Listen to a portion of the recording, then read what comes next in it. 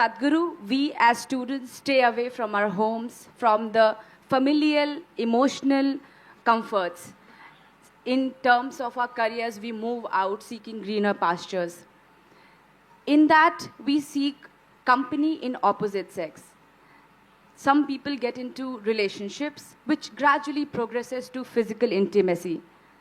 Sadhguru, the question is then why, as generations, we cannot discuss it openly? Or is premarital sex still a taboo? See, this is not some kind of a prescription. This is an individual need. Right now, we must understand this. In this society, we handled human sexuality like this. Before a girl attains puberty, they are named. This is the boy you're going to marry at the age of 6 or 7. They don't marry, but they keep telling him, your uncle's son, this guy, you're going to marry him, you're going to marry him. They're telling him, you're going to marry her. So they have not seen each other, they have not met each other, they have nothing going, but emotionally they're being bound. Before they touch each other physically, they want them to be emotionally bound in a strong way. So this is the technique of the culture, how they dealt with it. So when you become or attain to your puberty, when your body blossoms into certain possibilities, now your emotions are already with somebody. So you handle your body, you don't go wild because your emotions are already attached to somebody. So by the time they're 15, 16, the girl gets married. By the time they're 17, 18, the boy gets married. They get into agriculture or business or whatever, their activity. So one important aspect of the life of the youth is settled. One thing is emotion, another thing is a physical requirement. Both are settled at an early age. And of course, those days children came within a year or 2 years, so they got engaged and they got busy and life went on, all right? Today, our lives have changed because by the time you finish education, most people are minimum 24, 25 years of age. PhD means 35? I don't know what It depends how kind your professor is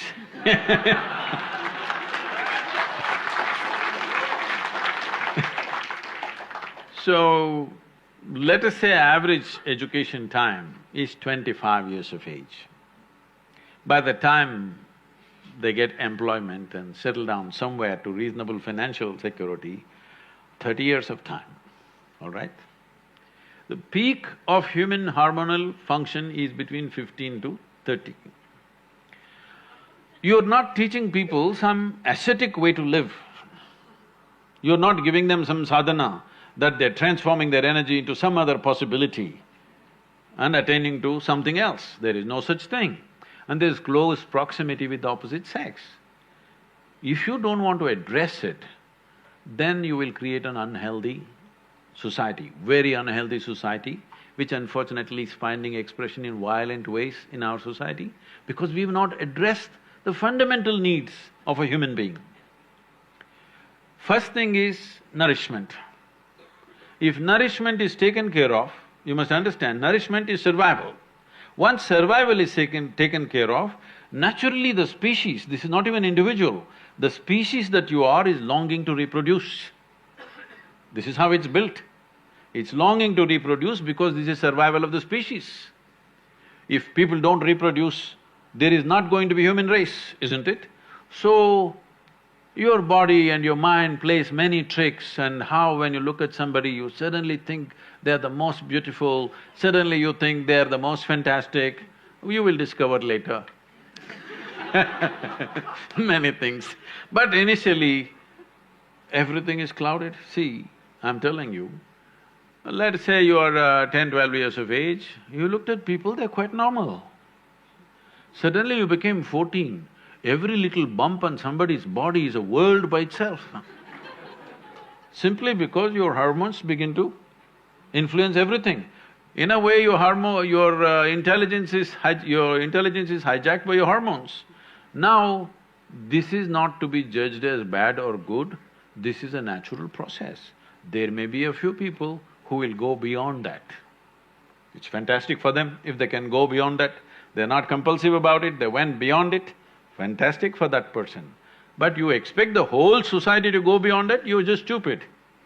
Such a thing doesn't happen. So, definitely the debate of when and how sexuality should happen has to come in. But now, we are still having a certain cultural aspects to us that we are an emotional lot. We are still an emotional lot. People suffer immensely when things happen without the needed emotions. A whole lot of people at least. There may be a few people who are above that, but a whole lot of people suffer. So, for our country, for our society, how to deal with this without causing a major disruption in the social structure is something that we must debate. You must do research on it, how to do it. Sadhguru, though I get a little hint of the answer of my question from your elaboration, but still I will ask it. I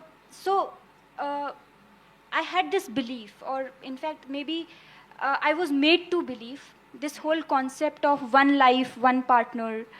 But now when I see or observe, the whole monogamous relationships do not seem to be existing anymore. The whole idea of it is gone. What you think about it? Oh, it's not gone, maybe in JNU it's gone.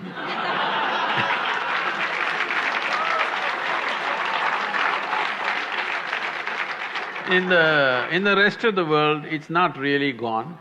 Even if you go to United States where there seems to be so much promiscuity, even there, when people marry, they believe it's for life. But of course, 2 years later, life gets over. That's another matter, but when they get married, they believe it's for life. That's why they invest in the diamonds. They think it's a lifetime investment. They're putting on that, but unfortunately, for all kinds of things, relationships go wrong.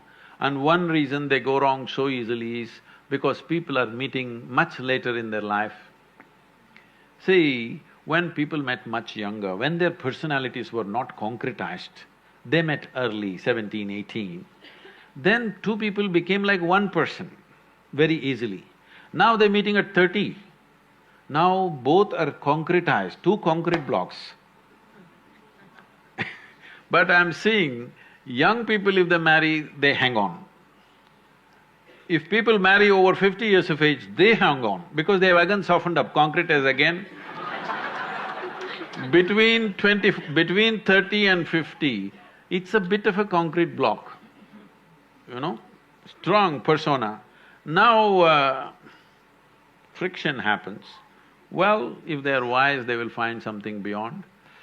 Well, monogamy and polygamy or whatever kind of gamy, if you want to see, the important thing we need to understand is, you know, we are all here. You and me are here. This means a man and woman came together some time ago. Maybe you think they're parents, you know, they don't love, they don't do sex, they don't do anything. Just because a priest uttered a mantra, you were born, probably. No, it's not like that. Somebody had a physical need, so they handle it through marriage, and we are here. And now we can, at a certain age, at a stage in your life, when you become 18, you become always against marriage. But when you were 3 years of age, you were for marriage, your parents' marriage. When you were 3 years of age, were you not glad your parents had a stable marriage? Hello? Yes. When you're 18, you think of free sex and no marriage and everything. But once again, if you become 50, 55, then you will look for a relationship that lasts. So it is for you to consider, because it's your life, to consider whether you want to live a life where emotionally you're always looking out for somebody, or you settle it in a certain way so that you can use your intelligence and time to create something else. Your research, your work or whatever you're doing, if emotions and body are settled, actually, your ability to use your intelligence will be much better. Otherwise, every day you have to walk around to find somebody. No, I'm not making this thing because I feel so bad in United States. People I know, that thousands of people are involved with me now. People over 40, 45 years of age, women I'm saying, wonderful people. But they are all on this… these days they've all gone online. Otherwise they go sit in a bar and wait. Somebody needs to pick them up today. It's terrible. Tinder generation. I'm sorry? Tinder generation. Whatever you want to call it. But I think it's so pathetic when a woman at 45 should have been loved and respected in a proper atmosphere. Now she's sitting there looking for some strange guy to come her way, and she's going to make the judgment in the next 10 minutes when he buys her a drink or a dinner or something. This is tragic. This is tragic, that you will end up without any sense of dignity. This doesn't mean everybody will go that way, but you must think of the larger well-being. Before you break a social structure, you must think whether we can replace it with a better structure. At any point in our life, let everybody understand this, whether it's a social structure or a political structure or a psychological setup in the society, whatever, before we break it, we must think through whether we have a better alternative system. Without an alternative system, if you break the existing damn thing that's working reasonably well, then it'll go crazy.